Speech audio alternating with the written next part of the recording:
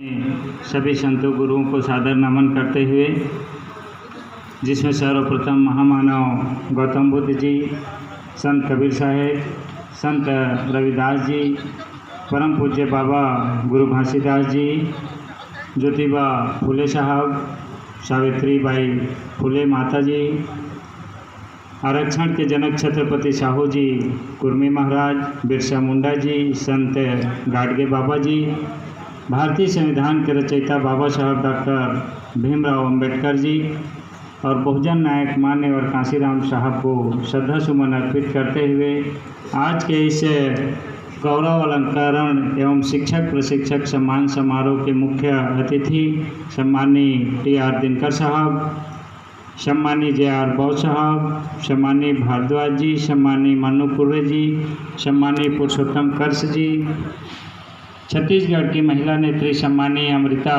मिलन जी, doctor Sunil Jolhe साहब, सम्मानीय खंडे साहब, सम्मानीय खंडे मैडम जी, रविशंकर भारद्वाज जी, मनीराम बंजारे जी, भूपेंद्र बौद्ध साहब, नारायण लक्ष्मी साहब, करुणा सागर साहब और यहाँ पर बैठे सभी अतिथिगण, साथ ही हमारे इस मंच के सामने बैठे हुए सम्मानीय ज्ञान बौद्ध मैडम, सम्मानीय भास्कर मैडम, सम्मानीय लता लक्ष्मी मैडम और आप सभी साथीगण, सम्मानीय राकेश डिस्वाट जी।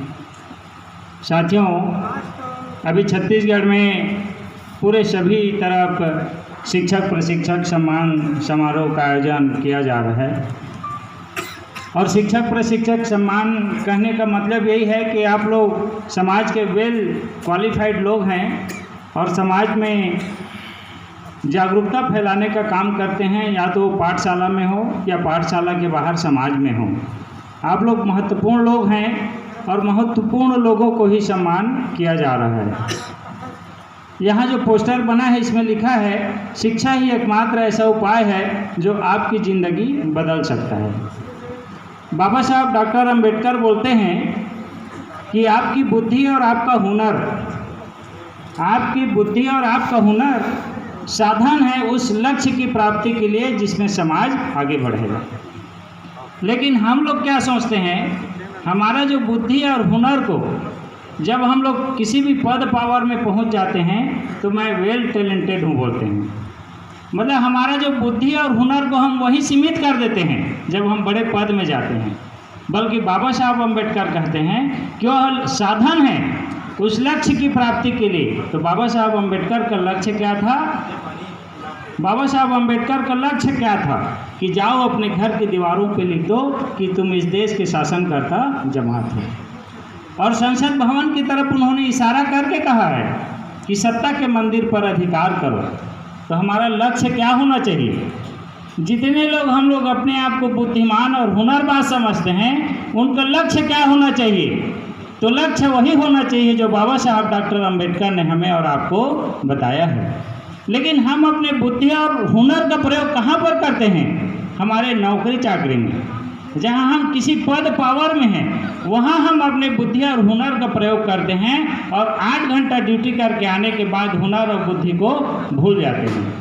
तो ये हमारा लक्ष्य नहीं है।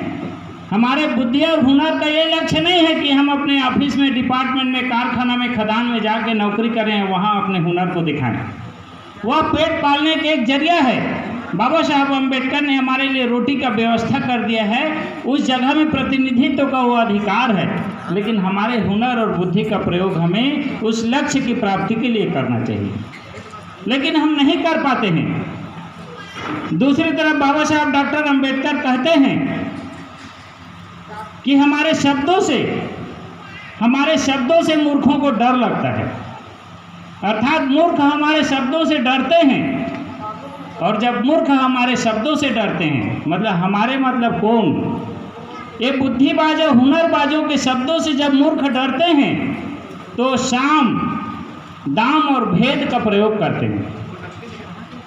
ये जो हम बोलते हैं कि साम, दाम, दंड, भेद का प्रयोग करते हैं, साथियों, भेद का प्रयोग ये दुश्मन जो लोग हैं वो किनके ऊपर करते हैं? तो भेद और साम और दाम का प्रयोग जो लक्ष्य विहीन व्यक्ति है, जिसमें मिशन नहीं है, मूवमेंट नहीं है, जो बिकाऊ लोग हैं, उनके ऊपर इन लोग साम और भेद और दाम का प्रयोग करते हैं।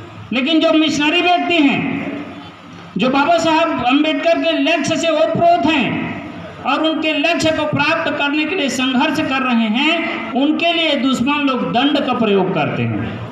दंड का प्रयोग कैसे करते हैं? वो साम दाम और भेद का प्रयोग क्यों नहीं करते हैं? वो जानते हैं कि बाबा साहब अम्बेडकर के जो बुद्धिमान लोग हैं, बाबा साहब अम्बेडकर के जो हुनरबाज लोग हैं, वो दाम से नहीं बिकेंगे, वो भेद से नहीं टूटेंगे और साम मतलब मित्रता से भी अपने पथ से पथ भ्रष्ट नहीं होंगे। तो ये किसमें टूटेंगे? तो ये बुद्धि और हुनरबाज लोग दंड से टूटेंगे।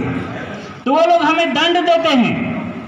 जो बाबा साहब अम्बेडकर के लक्ष्य को पूरा करने के रास्ते में आगे बढ़ रहे हैं, उनको लोग दंड देते हैं। और दंड कैसे देते हैं? यदि आप और हम नौकरी करते हैं तो हमारा और आपका दंड यह होता है कि हमें सस्पेंड किया जाता है, हमें ट्रांसफर किया जाता है, हमारे पद से डिमोट किया जाता है, हमारे तमाम अधिकारों को हमसे लूटा जाता है। लेकिन आज से सैकड़ों वर्ष पहले हमें कैसे दंड दिया जाता था? यदि हम अपने हुनर को मुंह से माध्यम से बताते थे, पढ़ लेते थे, तो जीभ काट दो, गला काट दो, ज्ञान और बुद्धि सुन ले तो कान में शीशा डाल दो। मतलब इनको हमारे शब्दों से डर लगता है, मूर्खों को हमारे शब्दों से डर लगता है। और जब ये बुद्धिमान और हुनरबाज लोग अपने शब्दों का प्रयोग करते हैं तो समाज इकट्ठा होता है। लोग इसीलिए नहीं चाहते कि इनके शब्दों से समाज इकट्ठा हो, और जब आपके शब्दों से समाज इकट्ठा होगा तो दुश्मन को इससे डर लगता है। वो नहीं चाहते कि आपकी भाषा से समाज इकट्ठा हो, इसलिए आपको दंड दिया जाता है। साथियों, हम यहाँ पर बुद्धिजीवी लोग बैठे हैं, हमारे शब्दों का प्रयोग हमें हमेशा करना चाहिए। और जब आप अपने शब्दों का प्रयोग करेंगे, आपका जो बहुजन समाज है, आपको समझने वाला समाज है, आपके पीछे खड़ा होगा। वो शब्दों का ही असर है। जब आप स्कूल में पढ़ाते हैं तो बच्चे आपके पीछे खड़ा होते हैं, वो शब्दों का ही असर है। जब समाज में आप बोलते हैं तो समाज आपके पीछे खड़ा होता है। यह शब्दों का ही असर है सम्मानीय बौद्ध जी दिनकर साहब का, सम्मानीय अमृता मिलन जी का, कि आज समाज पूरा उनके साथ खड़ा हुआ है। ये शब्दों का असर है, ये शब्दों का असर है कि गीता भास्कर मैडम, सारस्वत मैडम, ये लोगों के कारण समाज इकट्ठा होता है।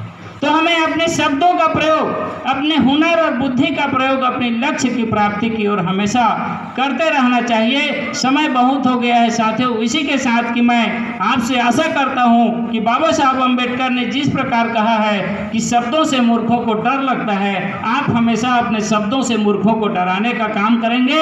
और मूर्ख जब डरेंगे तो आपका समाज आपके पीछे खड़ा होने का काम करेगा और हम अपने लक्ष्य को प्राप्त करेंगे। धन्यवाद। जय भीम, जय भारत।